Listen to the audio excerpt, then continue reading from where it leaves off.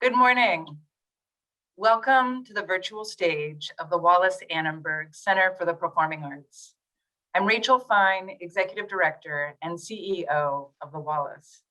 We're so pleased and honored to have you all with us this morning for our 5th convening of Center Stage, the Wallis's series of timely panel discussions, formerly in person, focusing on critical issues in the arts. I'm feeling particularly optimistic this morning. Not only are the birds chirping and the sun shining in Los Angeles, but also my 2 children have just left the house for their first full day of in-person school.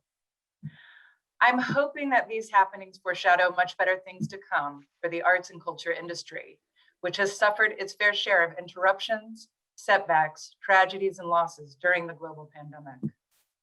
This morning, the Wallis is partnering with Advisory Board for the Arts, a visionary membership organization which is working hard to help transform arts organizations worldwide.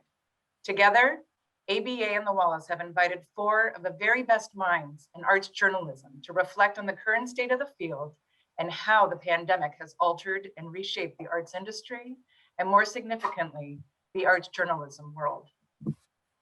In one moment, I will be turning the Zoom microphone over to my colleague, Christopher Denby, the founder and CEO of Advisory Board for the Arts, who will be moderating this morning. But before I do so, I would like to thank our partners and generous supporters, the City of Beverly Hills and the Annenberg Foundation, which has for decades been a pioneer and leader in supporting the field of journalism and communications. And I'd be remiss if I didn't acknowledge my loving husband, Christopher Hawthorne, who has given me a profound appreciation for arts journalism and criticism.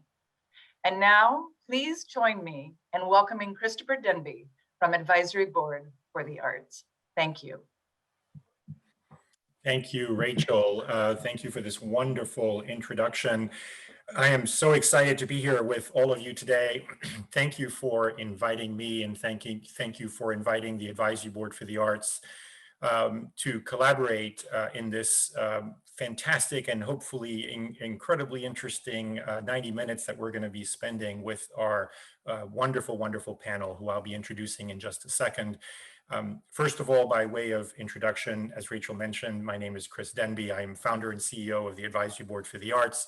We are a relatively new organization, barely a little over a year old now, created on a model that has existed for a long time in healthcare and in education, which we're now bringing to the arts to try to come up with a research-based approach to helping arts organizations transform themselves, to be much more innovative, to have a vision of possibilities and opportunities that are very different than traditional.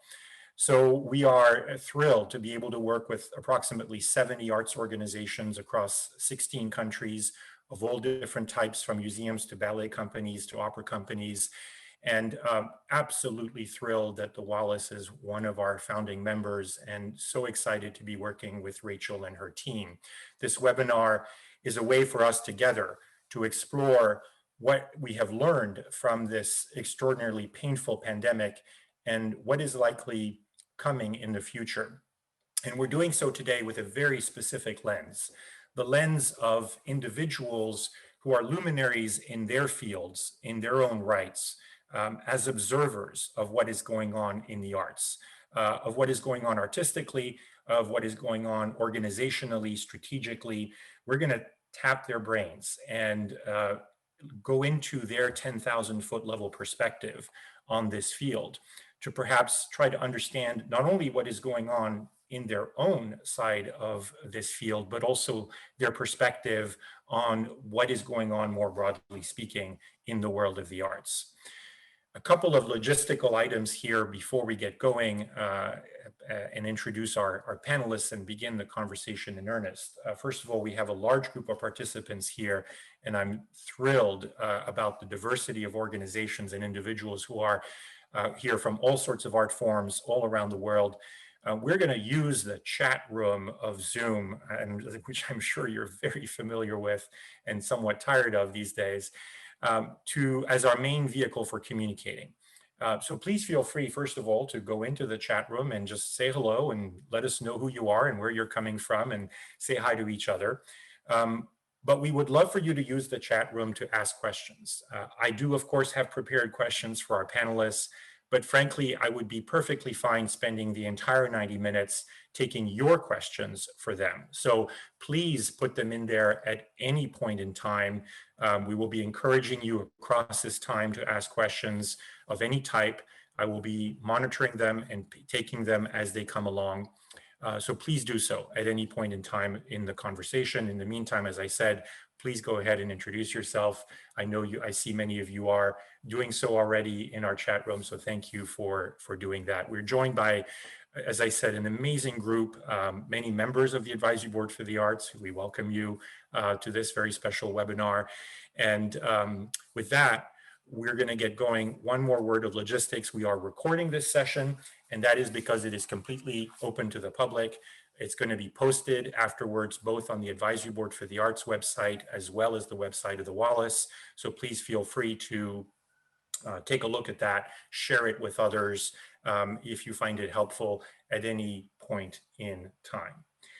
I'm going to turn it over now to ask. I'm not going to introduce them myself. I'm going to ask them to introduce themselves and tell you a little bit about who they are in their careers, although I think their reputations precede themselves quite a bit here. I'm going to try to do so in alphabetical order and ask, first of all, Philip Kennicott from the Washington Post to introduce himself to all of you. Well, thanks, Chris. Thanks, Rachel, and I'm glad to be able to join all of you today. Well, my title is Senior Art and Architecture Critic at the Washington Post, but I've had a good long career writing about the arts more broadly. I started in New York in the late 1980s, absolutely incapable of waiting tables, so I decided to write about music, which was something that was close to my heart. I've been trained as a pianist. I wrote about music for, a good 15, 20 years with a few detours. And then back in 2002, I started writing about culture as the culture critic at the Washington Post. And in 2008, I became the art and architecture critic, along with my colleague, Sebastian Smee, at the Washington Post. Well, I think that's probably enough. That gives you a sense of where I'm coming from. So back to you, Chris. Thank you very much, Philip, and welcome. Thank you for being with us. I think if my alphabet memory is still correct, I'm going to turn it over to Carolina to introduce herself. Hi, thank you, Chris. I'm Carolina Miranda. I'm a arts and urban design columnist for the Los Angeles Times. And I have been at the Times for 6 years. Prior to that, I was a freelancer and for a time based in New York, a contributor to WNYC. Prior to that, a reporter at Time Magazine. I'm originally from Southern California, so this is a return to my roving grounds and the many wonderful donuts and burritos that sustain my creative output. So thank you for having me today. Thank you, Carolina, for joining us. Terrific to have you here. Alex, we're going to turn to you. Hello, my name is Alex Ross. I'm the music critic of The New Yorker. I've been there since 1996, almost 25 years now, which is slightly stupefying. Before that, I had a relatively brief stint as a freelance writer for The New York Times, which I began doing quite soon after college in the early 90s. I had been intending to go to graduate school when a few freelance assignments came my way and one thing led to another, and I was invited to take up this sort of lowliest fifth string post writing about classical music at the Times. And so I ventured to do that. And a few years later, had the good fortune to be hired by The New Yorker, where I write about not only classical music, but also sort of other cultural fields as well, and a little bit of nature writing lately, and sort of history and film. And so I feel very, very fortunate to have this kind of broader range of topics to cover. Thank you, Alex. Welcome. Thank you so much for being with us.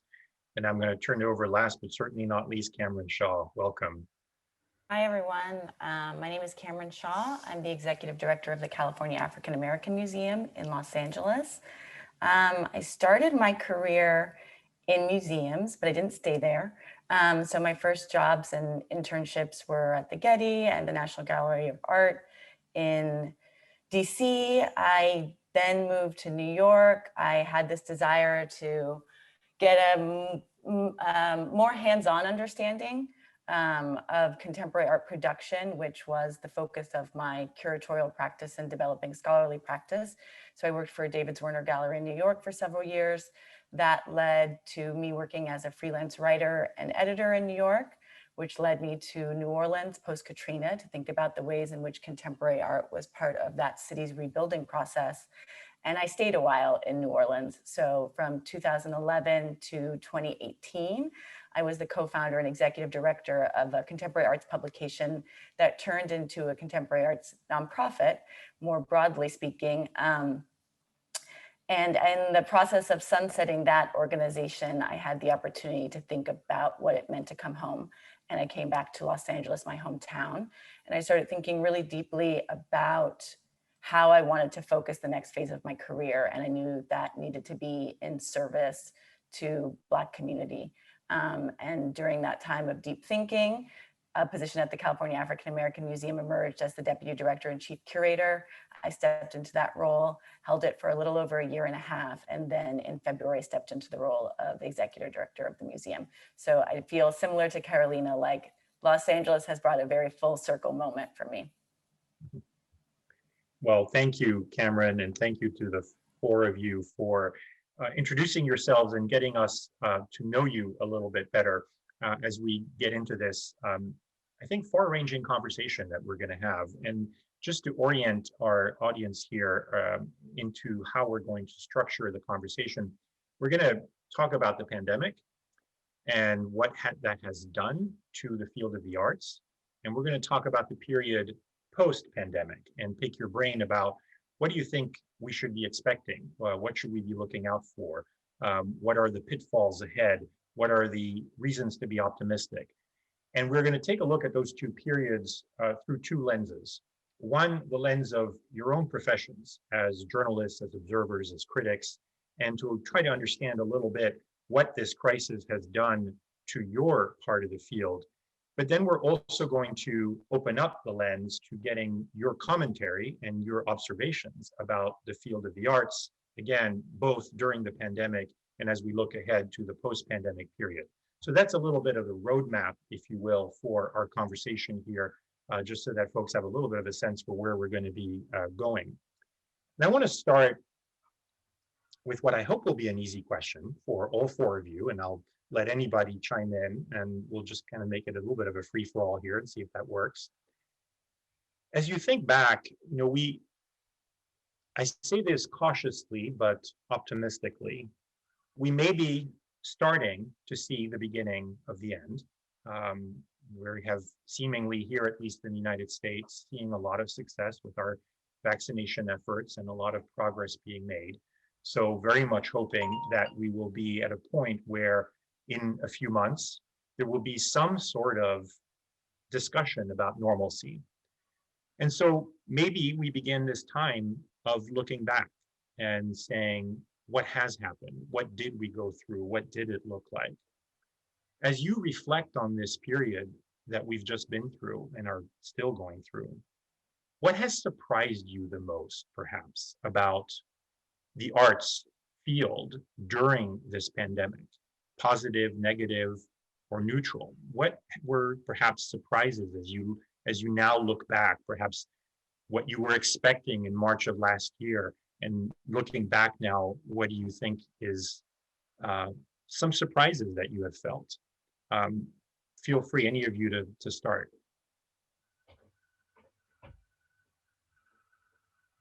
I guess I'll kick it off. Thank you, Kevin. I think for me, we all know that arts organizations operate on thin margins, but I think certainly one of the things that the early part of the pandemic revealed was that, that the scaffolding, the financial scaffolding is really thin, and the layoffs and the vast waves of layoffs that happened were very immediate and were very large at a lot of institutions. And seeing institutions such as the Met, which is kind of this financial pinnacle from which, one of the wealthiest museums in America, almost immediately laying off people and now talking about selling off part of their collection. I think, you know, that how quickly that happened was a little surprising to me. And I think it in terms of thinking about post-pandemic, it's thinking about the architectures of the financial support these organizations receive to make them more viable, that you know, counting on private patronage to get you out of a scrape of this magnitude is obviously not working. So what are the other, I think one of the questions I'm going to be asking myself as a writer, what are models that could be more workable and offer, I think, a more sustaining framework for museums and arts orgs, that I think, you know, counting on the largesse of billionaires is obviously not working. Well, thank you. And that's, I'm going to turn it over to your colleagues here in a second, but that's a theme I definitely will want to come back to, this notion of more workable models, if I may paraphrase your words for a second. So let's park that thought and come back to it in a little bit. Alex, Philip, Cameron, other surprises for you as to what you observed in terms of the field of the arts during the pandemic? I mean, I'll go back to the very beginning of it. I mean, I'm thinking back to the middle of March in 2020, and there was a period of about a month where I wasn't sure whether or not there would be anything like an arts world left at this point. You know, as you know, the layoffs were incredible. It was hard to think that people would have priorities that would include the arts as they faced economic peril, as they were losing their jobs, as they were losing, you know, family, friends, loved ones.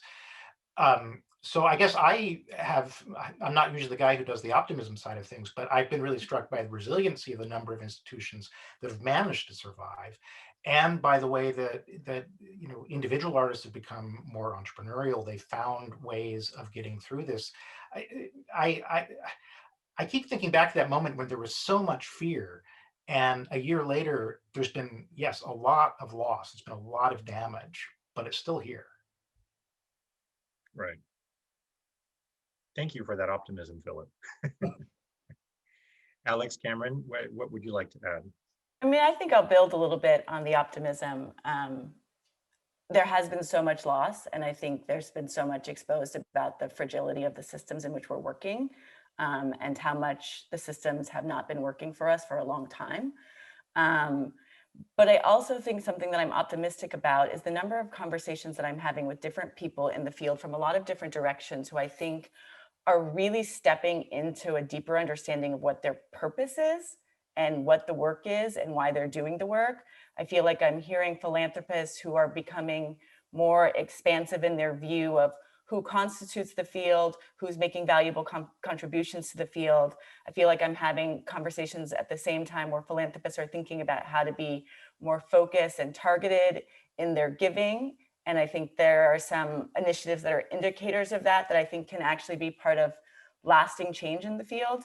At the same time, I'm talking to curators who are very focused on care and mutually beneficial relationships. There's more focus on working with artists and people and the relationships that are being built there in a way that is nourishing to both parties. I feel like I'm hearing institutional leaders talk a lot more about DEI efforts. And yes, there's a lot of superficial performance of that.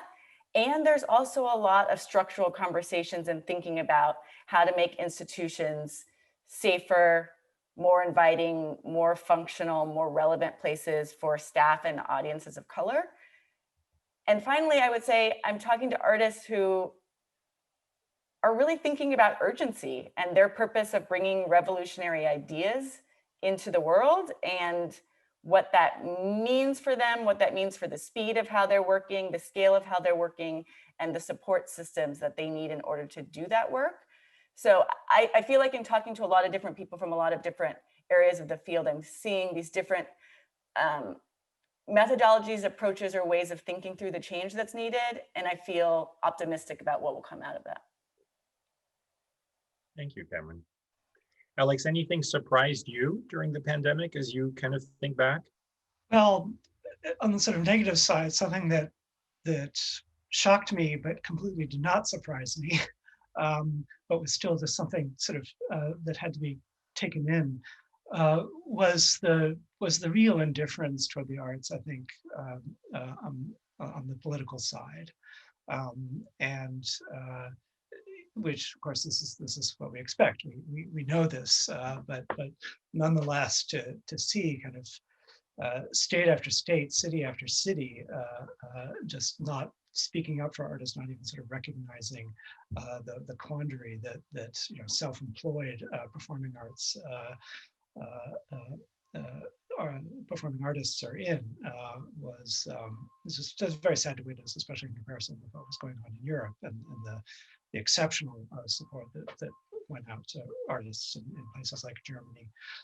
And so, yeah, that, as Carolina was saying, that has to do with the lack of a safety net, a support system, and just the precarity, the fragility of careers, and just thinking of every way in which we can sort of find better means of support, especially for the artists. The institutions are, many of them are, surprisingly, it was a pleasant surprise, coming through this, we just haven't seen widespread failures.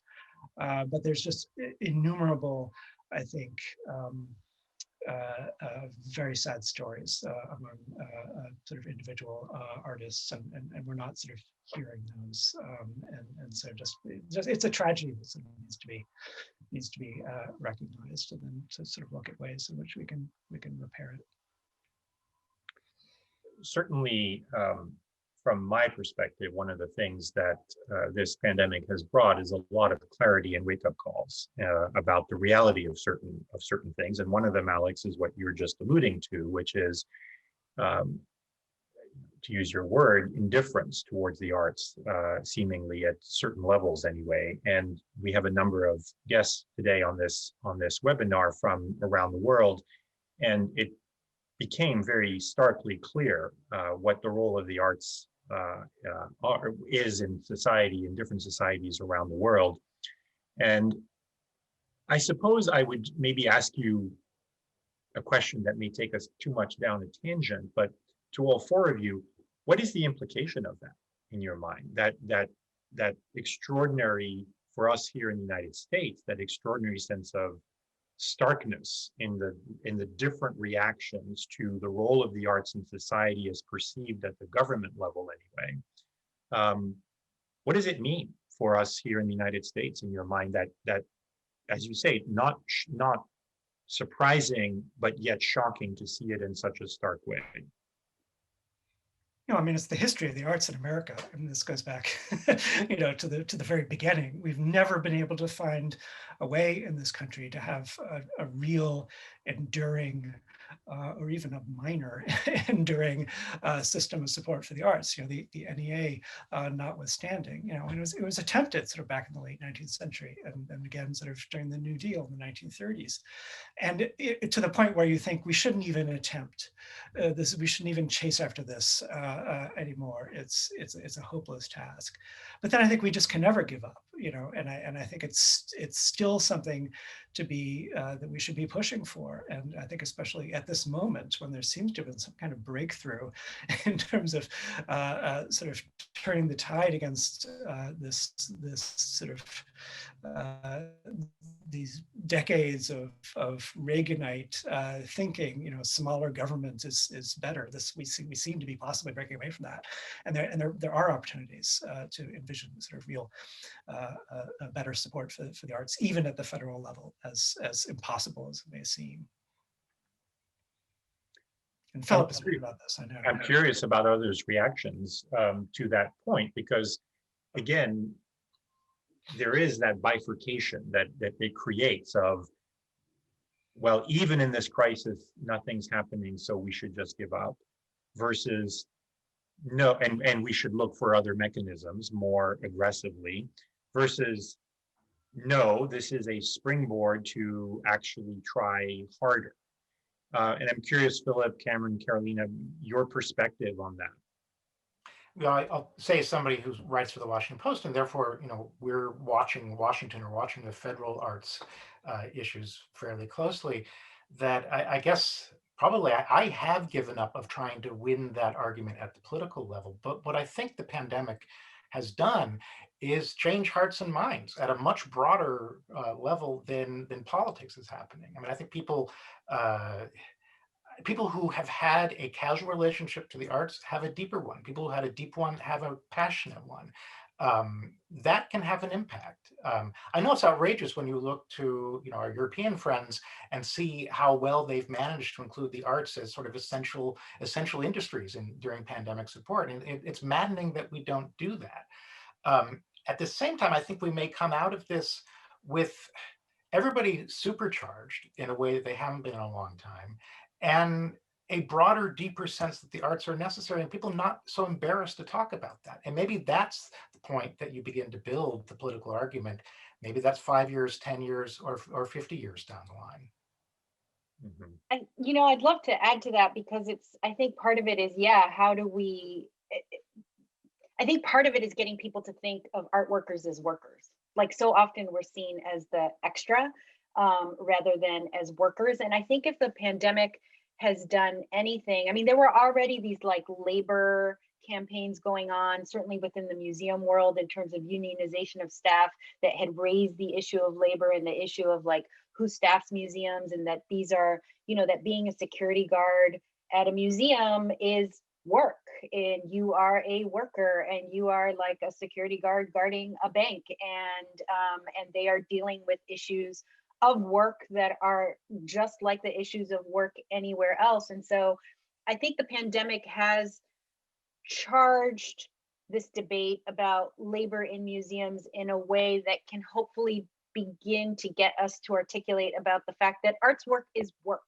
and that it should be regarded as such, remunerated as such, and considered, part, just the way we think of bridge engineering as work, so is museum engineering and curatorial engineering, if you want to put it that way. Like, the idea of thinking in the world of architecture of housing not as a human right, but really thinking of it as infrastructure, like thinking, switching the debate about what art is to make us I think about, or even the language we use to describe ourselves, to make us a relevant part of the workforce. And I think the pandemic has done part of that, because it has raised all of these issues of labor that, were already bubbling beneath the surface before the pandemic hit. I mean, we're talking about things like guard salaries in major newspaper stories. 2 years ago, who was writing about museum guards? Nobody, but this issue of work, I think, has really surfaced. I agree with Carolina. I think that's one of the most transformative conversations to emerge from this time period, is the conversation about work. Even the terminology essential worker, that was not terminology that we had 2 years ago. And I think our conversations around work have really dramatically shifted. I also speak from a different perspective around the question of national or state support for the arts. So CAM is a state-supported museum. It was the result of a multi-year visionary effort on the part of politicians, community activists, and other community leaders to make the first state-supported Black museum of arts, history, and culture. So we've been around since 1977, fully state-supported. And stepping into a leadership role right before the pandemic, I learned firsthand what an extraordinary privilege that is, and the extraordinary stability that we had as an organization being funded by the state that many of our peers did not have, and that's something to continue to fight for, and to think about what our models look like in our private-public partnerships. So I really feel like, for me, that's the next phase of work and advocacy that I'm doing with CAM as the vehicle, is thinking about what I learned from this time of what happens when arts workers are state workers and we have the same rights and collective bargaining and pension and protection as DMV workers and transit workers, and everyone else who works within that system, but also sort of what is possible to think about the next phase of the kinds of models that we're looking to in the field. I'm really deeply interested in institutional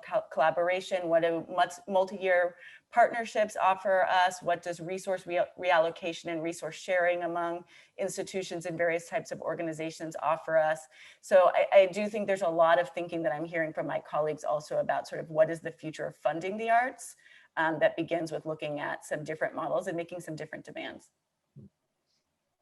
Thank you all. I'm going to switch gears now a little bit and talk about you, you as journalists and you as observers, and how the pandemic has been for you. I had my own version of how I was going to ask you this question, but one of our guests put it much better than I could in the chat. So I'm going to, Rochelle, I'm going to take your version of the question and just read it out to everybody. I'd love to hear how this past year has affected you as journalists.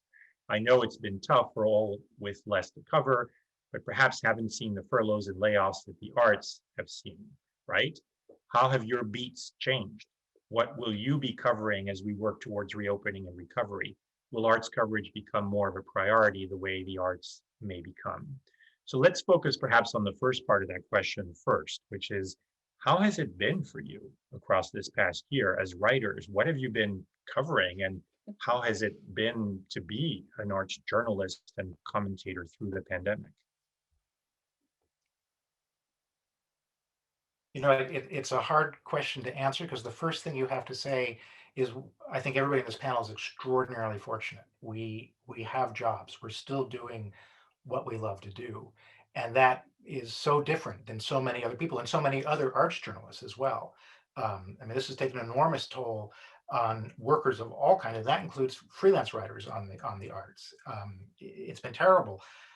For those of us who've been able to keep doing what we like doing, I have to say, from my perspective, I see many, many positives, because when the calendar shut down, I had to find things to write about. And suddenly I had the time and the imperative to write about things that I hadn't written about before. I remember one of the early stories when we were trying to just get our hands around what is the toll on the arts world right now. You know, writing about artists who work with dementia patients in New York, artists who work with incarcerated people, and how they were adapting to not being able to have the one-on-one contact. Those were stories I'd wanted to write for a long time, but now it wasn't just that I had the time to write them, it's because we needed to write them. That's where the toll was being taken. So in many ways, it just, I think it got our priorities straight. And I hope that we kind of come out of this with our priorities fixed, and that kind of straightening of them really permanent in the way we go forward. I heartily co-sign on that. I feel like I have not had less to cover. I've had a whole, I feel like I'm working just as hard as I was before, with certainly the mental fog and slight insanity that has gone with this pandemic, I think, for all of us. But it's like, you know, I may not have had as many shows to write about, but there's still accountability journalism and labor stories to tell. You know, museums were laying people off. Workers were writing open letters about issues of diversity and inclusion at their institution. I also cover architecture. Architecture never stopped being a story throughout this. In fact, it was more of a story, because all of a sudden it was like, what does it mean to be in a social space? What does it mean to be in a shared space? What kind of houses are we living in? Obviously, those of us who are lucky enough to have houses have a very different experience of the pandemic than, you know, two families sharing an apartment. Like, all of the question of housing, its design, all of those things became more urgent than ever. And I feel like some of those burning issues that I've perhaps covered throughout my career kind of just came to the fore all at once. So, and I think while dealing with some of these very issues within our own newsroom, I think I'd be remiss not to acknowledge that the reckonings of last year in the wake of George Floyd's murder, you know, were felt reverberated within news organizations that have had these like same structures of power, like every other aspect of our society, in terms of reckoning with those questions of who is telling the stories, who is framing the stories, how are those stories being told, How are we covering our city? Who is covering our city? Who is our city, and who should be our targeted reader? While we were doing our beats, I think we were grappling as a legacy institution with those very questions. Yeah, I think Carolina's point is a great one, which is that the experience of the pandemic is inextricable from the experience and the transformation and the reverberation of the movement for Black lives and the changing narrative around power and race in this country. So I think it's just really important to acknowledge explicitly that those two things were operating side by side and so deeply intertwined throughout this whole period. There's two things I want to say about sort of publishing. One, from the museum perspective, publishing has gained a whole new importance for us, right? With the museum closed for 1 full year, we just opened on March 27th. We've had to think about what is this next phase of digital content production for us, and how do we grow our capacity to meet the expectations that have emerged from this time for our audiences, and what does it mean to just extend the conversation beyond our walls. So I'm finding my work as a journalist and editor and arts writer coming up a lot in the sort of like institution building piece of how we're working moving forward. The other thing that's been super interesting for me as like a person who made an exhibition during this time period that nobody saw is like how critics and journalists were engaging with things either that were taking totally new forms, right? Like how theater, dance, music critics were talking about virtual performances versus live performances. That was like incredibly interesting to me, looking at the New Yorker specifically of like, how does that just like shift the pages? But also, you know, I did this exhibition, Nikita Gale, Private Dancer, that nobody saw until March 27th of this year, yet we had numerous write-ups throughout the time that the show should have been up, right? Like even thinking about like what the time period of shows now is so complicated because the show was installed for months and there was documentation and language for months before anyone could actually experience it publicly. But what was so fascinating during that time is the ways in which the video documentation, the programming that the virtual programming that we built around it, the language that we put out into the world actually found its way into some really interesting and deep understandings that came from journalists about the work, and also the ways the work was changing because it was not seen, and the ways in which the meaning of the work was changing because it was not seen. So all of these new layers were brought through this actual the fact that people were writing about something that they couldn't experience. So that's also something that was like really interesting for me to observe as like someone who put something out into the world that was looking for critique or response during this time period. Thank you. Alex, how has your pandemic been? Well, again, yeah, I cannot complain, and it's a position of great fortune and privilege to have been employed throughout this time and being able to be productive. I often felt as though I were flailing and just sort of struggling for ways to write without this kind of the usual conveyor belt of things, sort of almost determining my schedule in advance. But that, you know, has proved to be, even if I may have made wrong choices or felt as though I was struggling, I think it's been all to the good in terms of the broadening the sort of the scope of what I do, and you know, especially looking away from some of the big institutions. I think probably what I struggled most with is this online component. Just personally, I just am always fighting against the internet and its sort of domination of kind of my own life and sort of the world that we live in, and feeling just great misgivings about, you know, the costs of streaming. I mean, there are enormous environmental costs of streaming. It sucks up an enormous amount of energy and resources, and it also plays into the hands of these monopolistic sort of big tech companies who have far too much power as it is, and who just became exponentially richer, you know, during this period. And yet, you know, so all that said, it was quite amazing to be able to just sort of move all around the world and sort of sample the streams coming in from Europe and elsewhere. And to be able to sort of, after a while, decide, okay, I'm going to write about this as if this is really happening, which it was, even if I was sort of receiving it in a different way.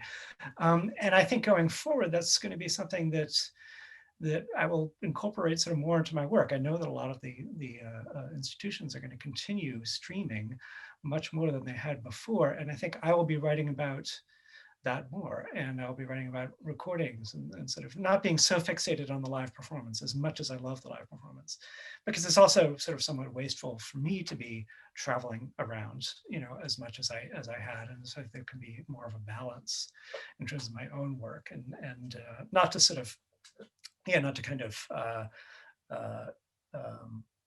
value the live performance so much more over these alternative forms of expression. It's all very, very interesting. Thank you. I want to take a moment to acknowledge and thank everybody for your comments and questions in the chat. I'm monitoring them, and we'll try to get to as many of them as possible as we go along here. But please keep sharing your perspectives and stories in the chat and adding questions. I want to piggyback on the conversation we just had and borrow from a question in the chat room from Craig from the Boston Gay Men's Chorus. Thank you for your question. You're reflecting on the intersection between funding models, public support for the arts, and arts criticism and arts writing, and the importance of arts writing to fuel essentially public support for the arts. And commenting on the fact that in many cities across the United States, we've already been seeing a long-term trend towards fewer writers, fewer journalists. We've heard about this in Philadelphia, in Chicago, in Boston. What, to the four panelists, what do you think is going to happen now? Do you think that is going to accelerate, continue? How do we address this need for more arts writing and perhaps reverse the trend towards fewer and fewer seemingly? What can be done about that, and what is your perspective on the future there? Wow, well, if I could fix that, I'd be running some big ass think tank. Having been, and I still am nominally, having been involved very much in the labor issues at the LA Times that led to the unionization of the newsroom at the LA Times. I mean, this is part of why you are seeing this wave of media unionizations. Is a lot of places are very unstable. They're very inequitably set up with maybe a few people at the top earning handsomely while everyone below them does not. I know that the staff at the New Yorker actually recently authorized a strike vote authorized a strike over their contract negotiations, which have been dragging out. And I think part of this is, legacy media is in trouble. And I think viable financial models, as we have yet to completely emerge from the internet. The Huffington Post laid off its culture desk earlier this year. BuzzFeed had layoffs.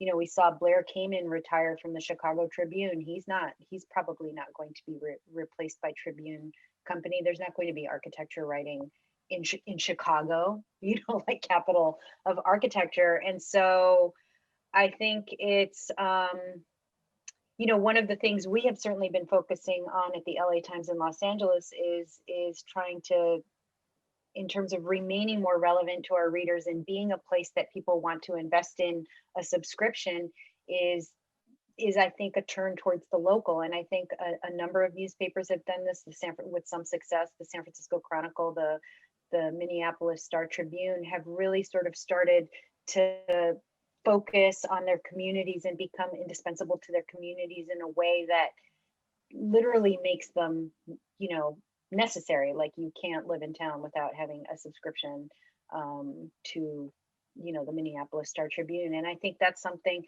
that interestingly we have seen at the LA Times, that some of the most loyal readers are readers who are interested in the arts, because what do? You go to your Philharmonic locally, you go to your museum locally. All of these are things, you go to your galleries locally. All of those things are local experiences. And so if the pandemic has forced us to be local, journalism, I think, in order to survive, may have to think about inhabiting its local community more fully, and perhaps chasing clicks less fully, if I will. I don't know if any of that makes sense. I am still in a pandemic fog, so don't quote me. I'm actually really glad to hear you say that, because I'm worried about sort of the opposite right now. This is building on something that Cameron and Alex said, that when the pandemic basically gave us the freedom and the necessity to review anything anywhere, because it was all streaming, and it was just as intangible whether it was happening in Vienna, Austria, or Vienna, Virginia. That had great potential. You can nationalize, internationalize arts coverage. But it also meant that we were focusing on stuff that was not in our backyard. And at the Post, the direction of our coverage has been increasingly away from local, after having been for many decades a sort of ferociously local newspaper. We're now trying to be national, international. And I know from local galleries, the smaller museums, that that they feel it. They feel that every time we're writing about something 1,000 miles away, 2,000 miles away, that's less attention being given to the stuff that's happening in our backyard. And I think for a lot of institutions, not just journalistic ones, the pandemic may make the backyard a little less relevant than it has been. Yeah, that's a very interesting point, Philip, and it is. Well, it's hard for me, honestly, to be particularly optimistic about the state of arts journalism, because it's been such a steady decline for so long, and the pandemic has only accelerated. And unlike sort of the situation with performing arts and institutions and sort of individual artists who've been able, despite the general bleakness of the landscape, find new ways to communicate and to sort of reach out. In arts journalism, just the downward trend has continued, and sort of individually, we've sort of done our best to kind of justify, our existence, those of us who still have jobs. But I just feel as though there's a kind of juggernaut sort of moving unchecked. And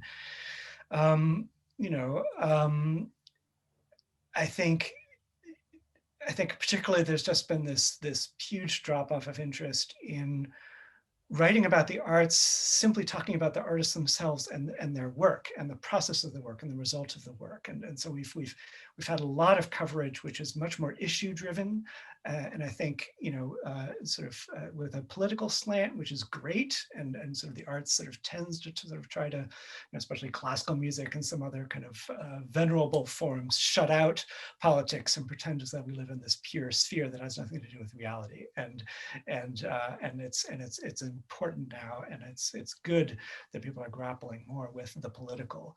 But there's just so little kind of writing, sort of critical writing now in the traditional sense of just talking about new work, on its own terms, or at least partly on its own terms. And I fear that this is just not just sort of choices within the institutions, within sort of publications, but just the audience. Just the audience is less and less interested in this kind of writing. And I hope I'm wrong, and I hope it just doesn't disappear completely.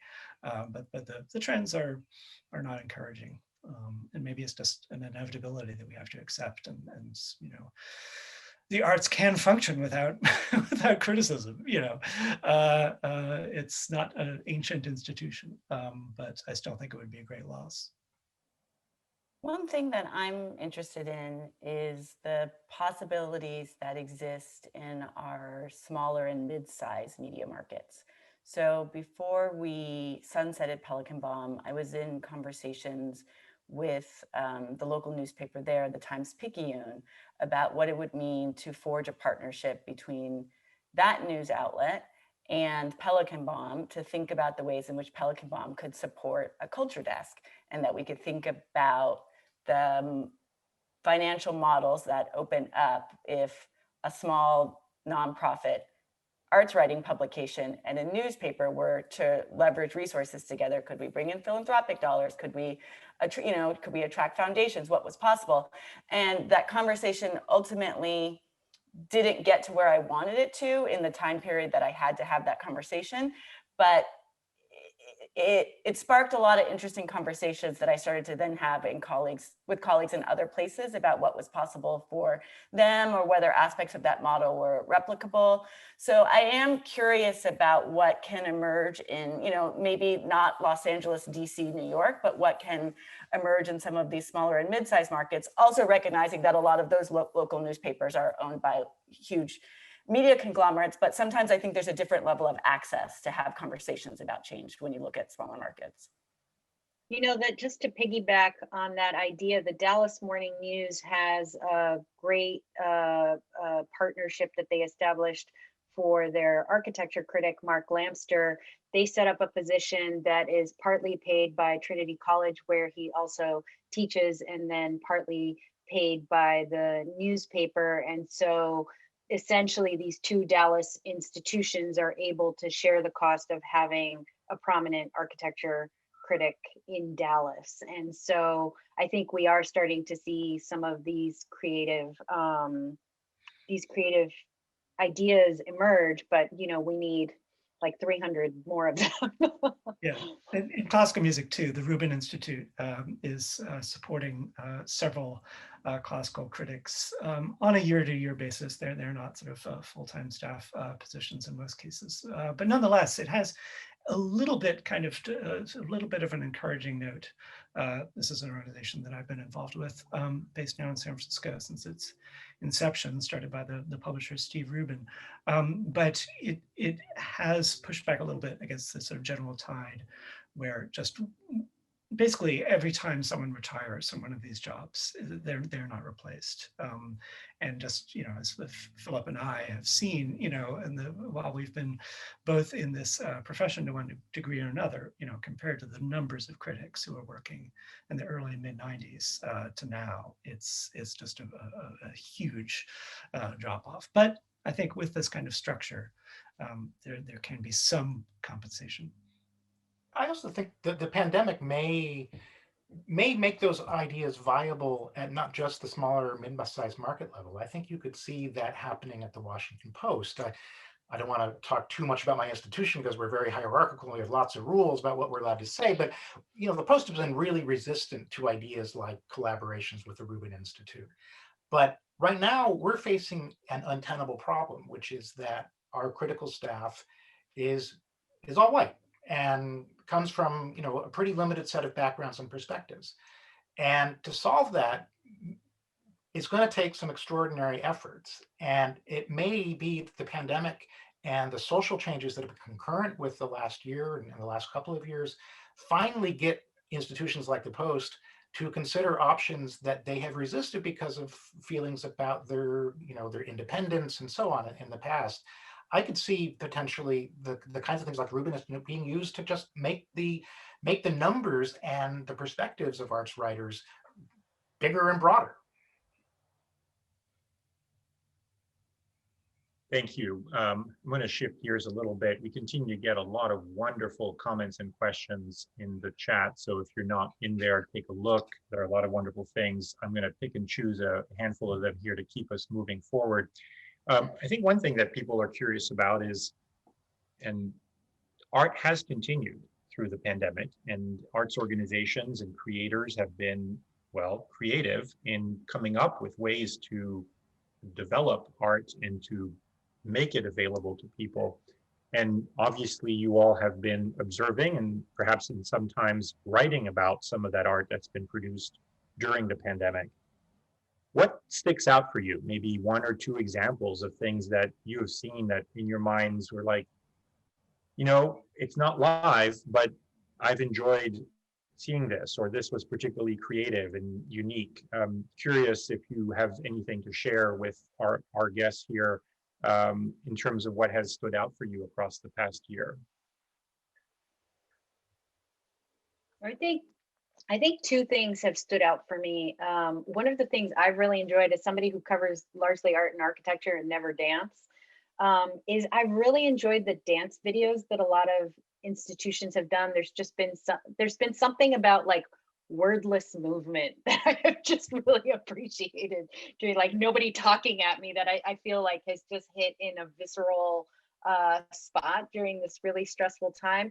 And I think it has been really interesting to see the way artists have, as Alex was saying earlier, innovated to the internet. And a couple months back, 2 or 3 months back, like Red Cat had this performance by a Chilean theater actor who does these like very elaborate puppet shows inspired by Shakespeare's Hamlet, and they're usually live performances, and he completely retooled the performance so that it would be it would work online with two cameras, and so it became very cinematic, and it's him telling the story with these puppets. It's inspired by Yorick, which is the skull in Hamlet, and it was so innovatively done. And I'm able to watch this performer in Chile, doing this show inspired by Hamlet, that it wasn't just a stream of a performance. The performance was entirely and reinvented for streaming so that it was truly an engaging experience to watch on a laptop monitor. And I think for me, seeing that kind of adaptation to the medium has been really inspiring, because yeah, we're all trapped at home, we can't go anywhere, but here somebody has figured out how to make this work of art really engaging for an online viewer. Thank I you. agree. I think that space of dance, virtual dance, has been really fruitful. And as a critic, I had been thinking about the ways in which film and new media had changed the staging of live performance in dance, and sort of what were some of the innovations there. So then to see sort of this full movement to dance and filmic arts married sort of for the live performance was super fascinating for me too. A performance that really stuck out for me though was one that was like relatively early in the pandemic, I think like in the summer of 2020, maybe August of 2020. And it was put on by the Ford Foundation Gallery and was centered around the artist Vanessa German. And it was called Listening as an Act of Love, Dispatches from the Future. And for me personally, it was the first time in the pandemic that I saw an interactive performance and thought, wow, this is a new form in and of itself. Like, this is not a recreation of something or an attempt to translate something. Like, this is a new form that I'm witnessing. And that was really exciting. And, Vanessa is very beautiful as a listener, poet, orator, songstress, oracle in that performance, but there was like a real tenderness and intimacy in that performance. And I think that's one of the hardest things about the virtual, and one of the things that we've been talking about so much in translating our own work at CAM into the virtual, is like the intimacy and the sense of community.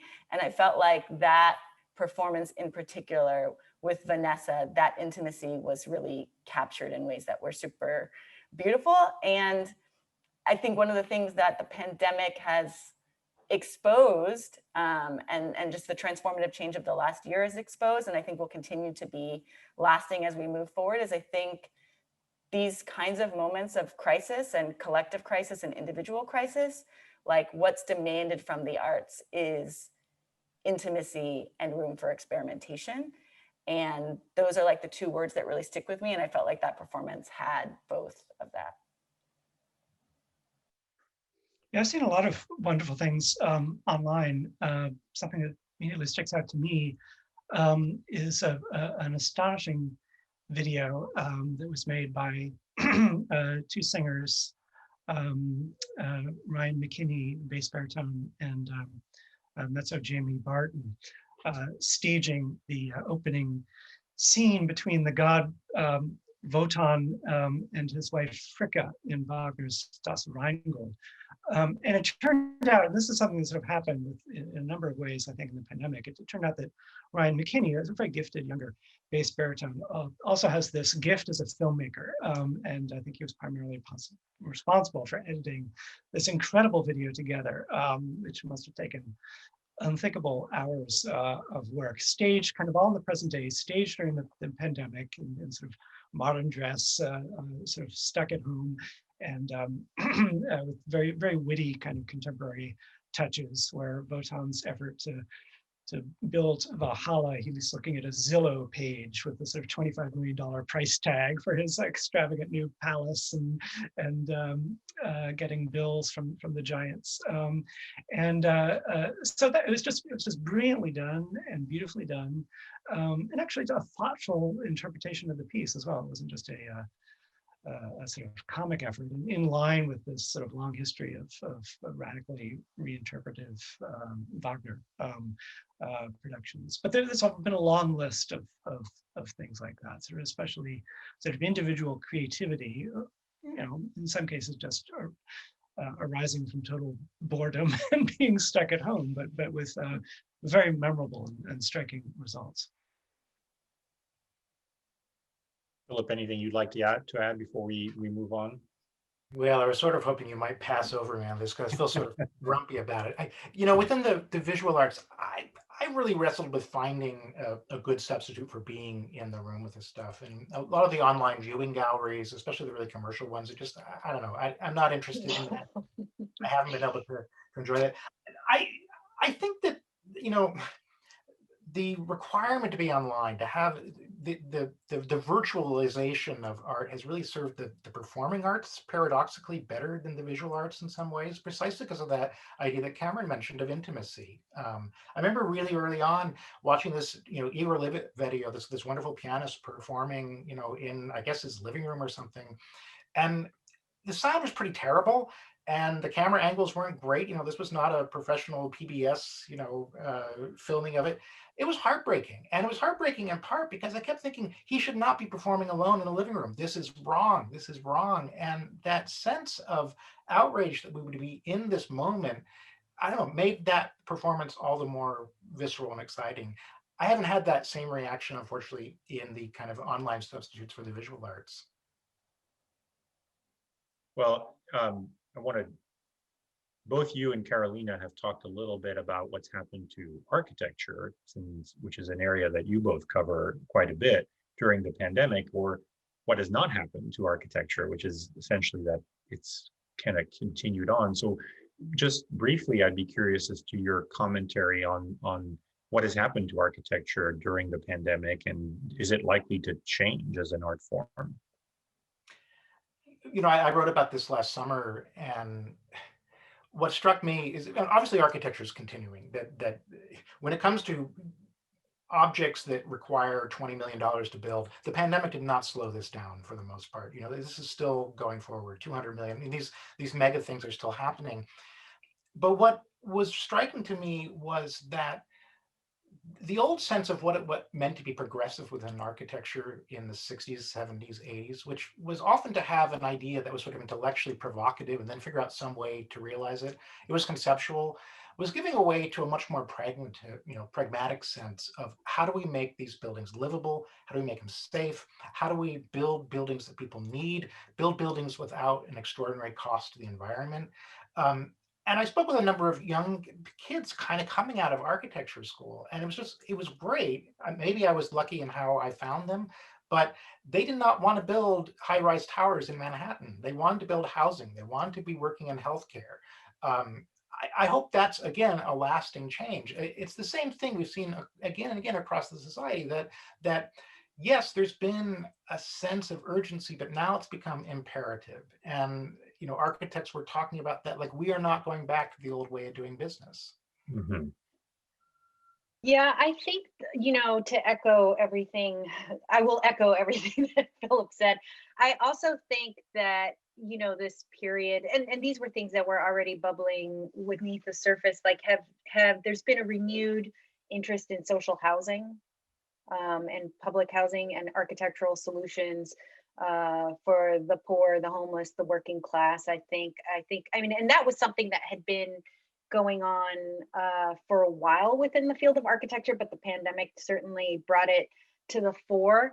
I think that also one of the things it has brought to the fore in these discussions that we've had about like diversity and inclusion is that architecture with the phenomenon of architecture has very much it had very much become about, you know, the sort of lone male genius, you know, the Frank Gehry's and the Tom Maines and the Norman Fosters, and kind of, and that type of narrative, a narrative that has been like echoed by the media, has kind of stripped it of its collaborative elements. Nobody makes a building alone, certainly a big building, and certainly not in a US city where you have a million regulations that cover, you know, how a building should stand and look like. And then in a place like LA, seismic, forget it. And so I think, you know, and there had been this move towards working more collectively, towards acknowledging the work of the collective. And I think the pandemic has raised that issue again. You know, architecture is a field where I think 2% of the architects that are registered that are members of the AIA are Black. I mean, and even though a majority of women in architecture, a majority of the students in architecture schools are women, a majority of the AIA architects are men. It is a white male field almost through and through.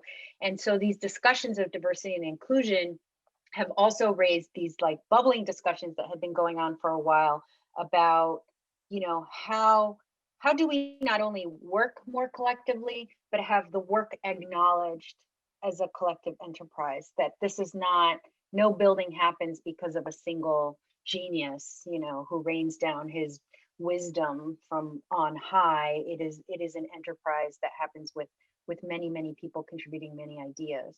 And that is something that I'm interested in, and that I think it has me rethinking the way that I cover architecture. Like, how do I tell the stories of architects and architecture without falling into those tropes of, oh, I'm just going to interview one architect at this field and then make it seem like he's the only or she's the only person working on this. Like, it's really made me think about how do I then reframe that story as a journalist. Yeah. I'm very tempted to pick up on the tease in the chat about the Amazon helix, but I'm going to move on.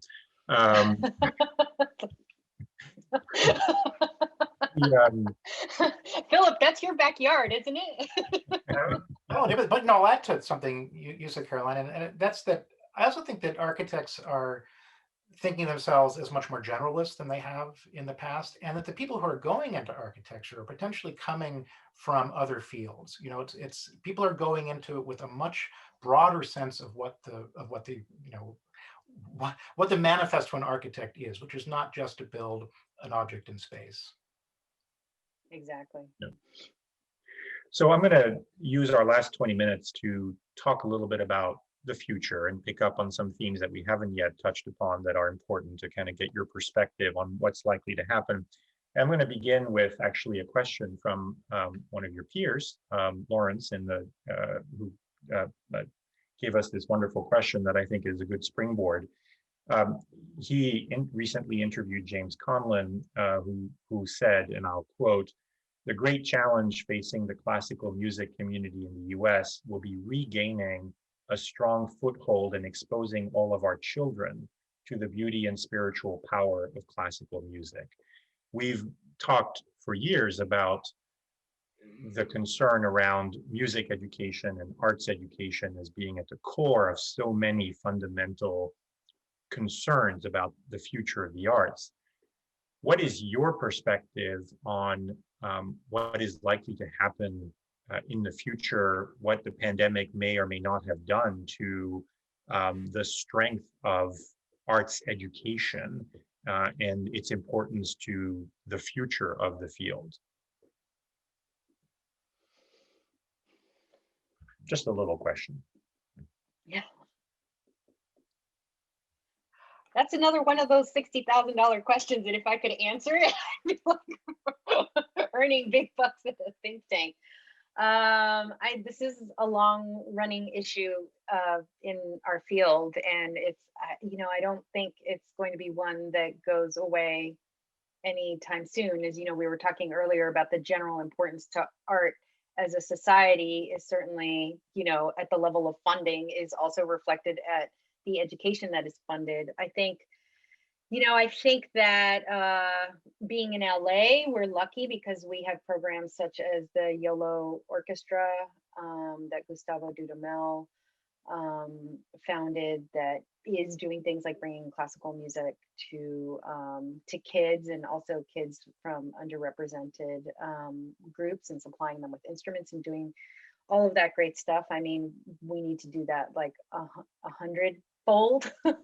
I do think that in a weird way, and I guess this is where I'll be, since I started on a note of negativity, I'll end on some optimism, which I was recently watching that young teen that hates the 432 Park by Raphael Vignoli in New York City, and she does architecture critiques on TikTok. I think she's like 15 or 16 years old, and she was inspired to do it because she hates that super tall tower at 432 Park so much that she was inspired to launch a TikTok account where she critiqued its terribleness. And now, as a result, she is critiquing architecture of all manner on TikTok, and I think she's all of 15 or 16 years old. And so I sometimes think that, that okay, our institutions are troubled, but the kids, they're going to be all right. They're doing their thing. I agree with Carolina that I think the kids will be all right. And I look to my 14-year-old niece all the time, and the things that she's wanting to talk about and think about and willing to correct us on and challenge us on. At the same time, I feel like, Carolina, maybe we're doing a bit of a swap, because I think I started on the optimism, and this is one place where I think I end on the pessimistic. Is there are so many things about this time that we will not know for years to come. And many things that we've talked about today translated well or serviceably in this time of pandemic and mass closure. One of the things that we know did not translate was education of our youth. So we are now going to have a generation of children and young people, many of whom lost a year of their lives, who were already struggling, who were already behind, who were already in underfunded schools, who were already with overstretched families. And those kids lost the food, the communion, the knowledge that came from being in their school systems, and the safety. And that is the thing that I think I'm most worried about. And that's not my work. I don't, like Carolina said, I don't even know how to begin to think about that work, but that is the work that really troubles me right now, of what the reverberations are that we're going to see. And I guess I am hopeful that the arts and educators come forward with new solutions to these problems, or these questions that are left after what this year did to our young folks. I'll add maybe one more optimistic note, hopefully, and that is that as equity has become much more a common lens for looking at every issue in American society, I think there's a chance to reframe the arts education question and get it away from where we were with No Child Left Behind and other attempts to sort of change education.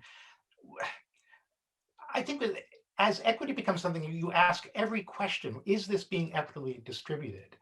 There's a chance to say, wait, if arts education is happening here, that needs to happen there too, rather than just what's the sort of bare minimum of education we're supposed to supply to people. I see this happening more and more often. I mean, I was reading a story today in a popular newspaper, and it was a predictable story, and then the writer got to a point and said, well, wait a second, does this apply to other communities too? Does this thesis hold across the board? That habit, once it becomes ingrained, if applied to things like education, I think makes the possibility of people taking it on themselves and say, hey, we want this because other people have it, we deserve it too.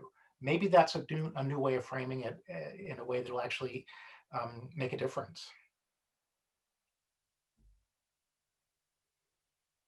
I'm going to move on to a couple of final questions and thoughts.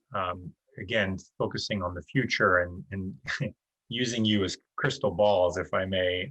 I know that it's not always the most enviable place to be. We talked a little bit about what happened to art during the pandemic and some of the things that worked well and perhaps less well. I'm curious as to your perspective as to what will remain of the things that occurred during the pandemic artistically. What is here to stay, if anything?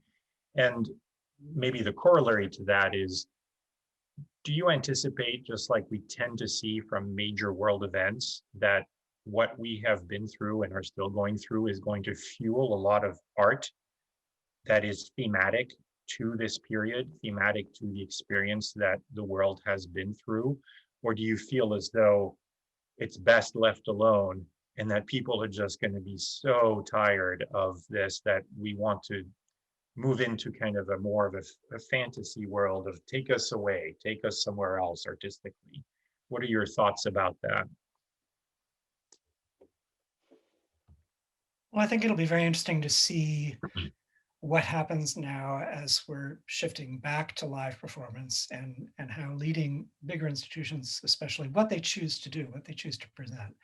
And this is a big question, do people want to be comforted with the familiar, or will they be up for work that carries on the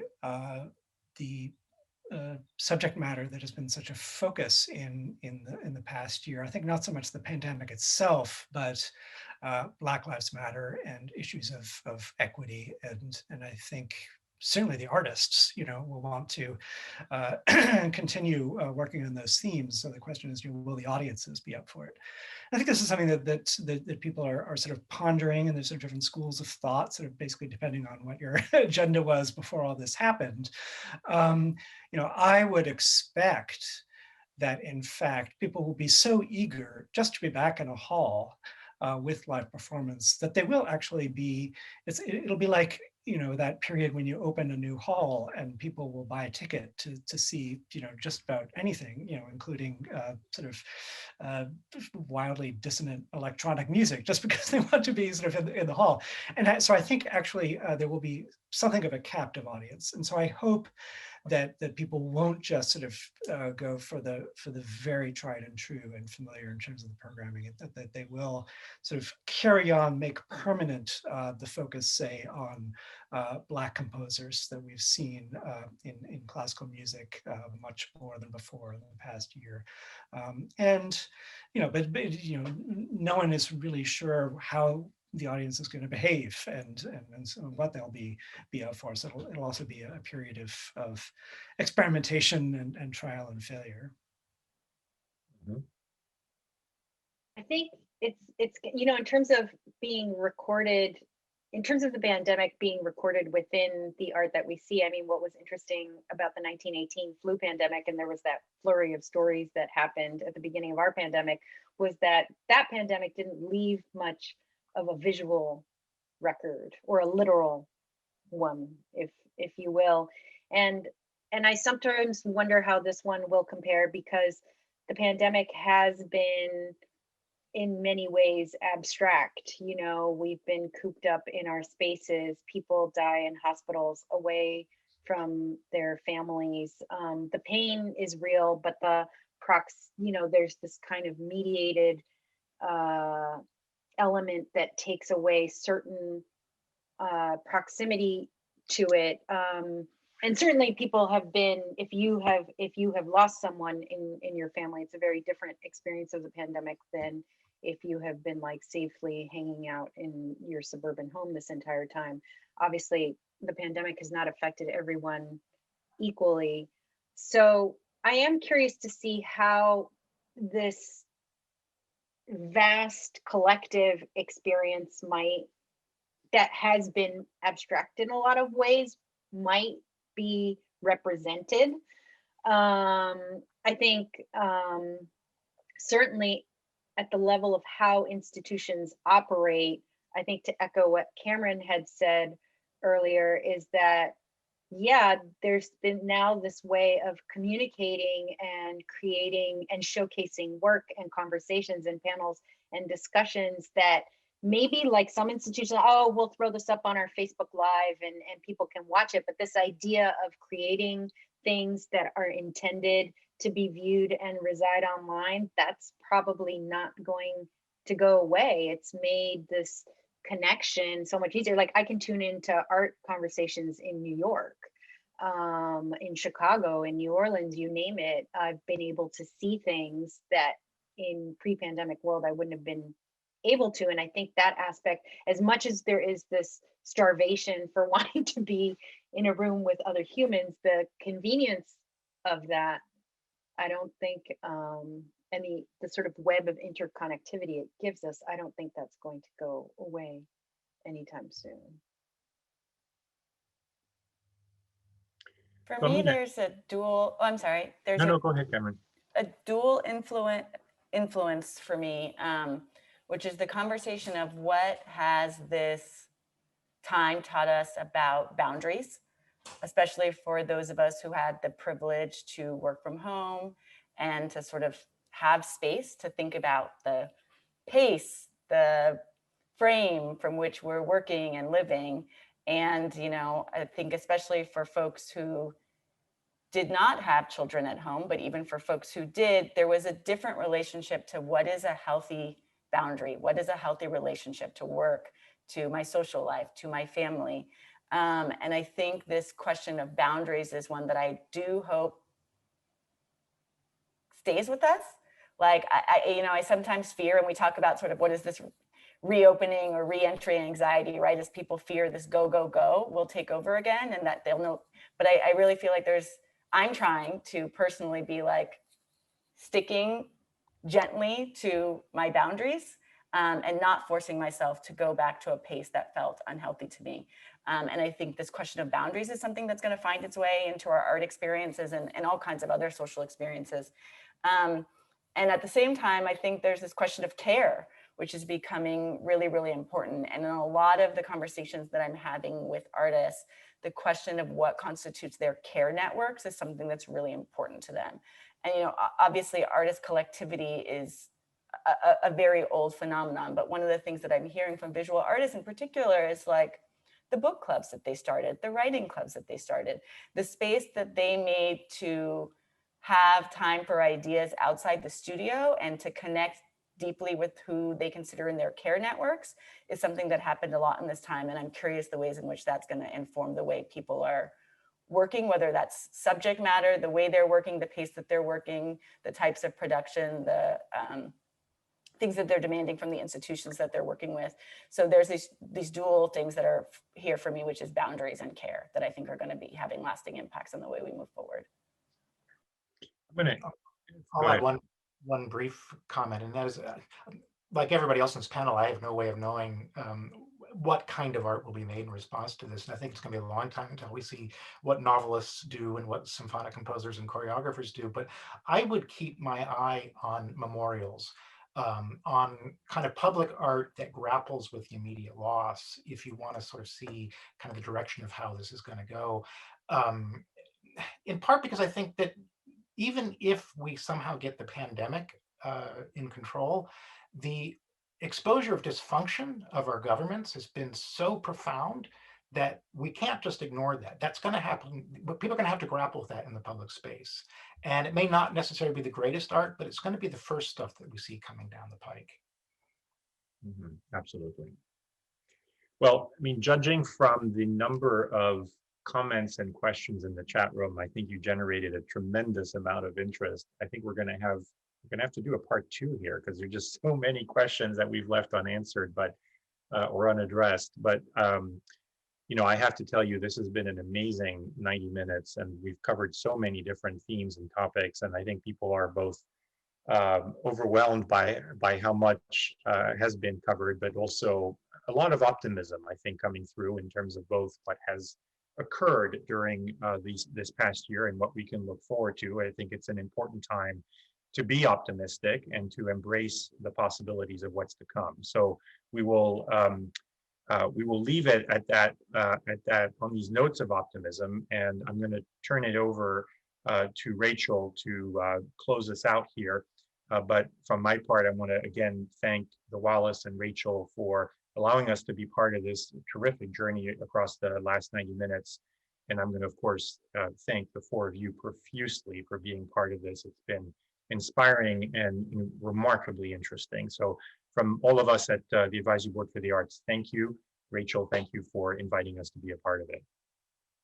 I am absolutely thrilled, honored and privileged to have you all with us at the Wallis Alex, Cameron, Carolina, Philip, thank you so much for your invaluable reflections, your insights, but most importantly, your poignant work during this extremely critical moment in time, and your dedication. We need you. We need you now more than ever. So I thank you so much for all of the work that you do.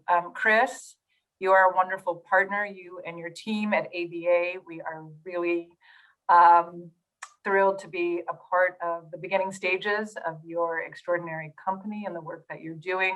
And I just want to say too, the work that you've done during this pandemic, which I imagine you didn't anticipate when you started your company, has been so helpful to so many organizations across the United States and around the world. So thank you for your vision, but most importantly, the work that you've done during the last year, which has been such a source of support to all of us.